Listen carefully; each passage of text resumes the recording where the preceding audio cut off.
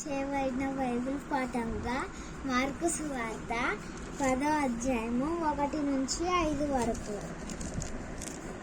Mark సువార్త 10వ అధ్యాయము 1 నుంచి 5 వరకు. యూదాయ ప్రాంతమునకును యోర్దాను అద్దరికి వచ్చెను. సమూహములు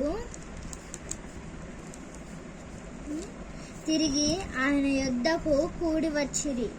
ఆయన తన వాడుక చెప్పున వారి మరలా బోధించుచుండెను. పరిసయ్యులు ఆయన యొద్దకు వచ్చి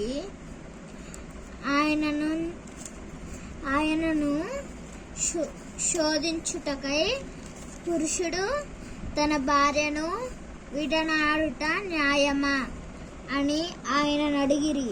అందుకు ఆయన, మోషే నాకేమి ఆజ్ఞాపించెను అని అడిగెను.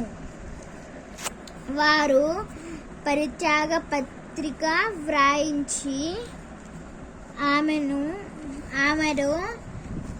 విడనాడవలెనని మోషే సెలవిచ్చెనని చెప్పగా, యేసు, మీ హృదయ కాఠిన్యమును బట్టి అతడి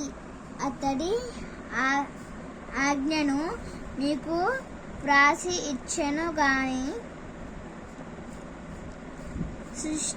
సృష్టి నుండి దేవుడు వారిని పురుషునిగాను స్త్రీనిగాను కలుగజేసెను. ఇంతటితో బైబిల్ పాఠం సరైంది.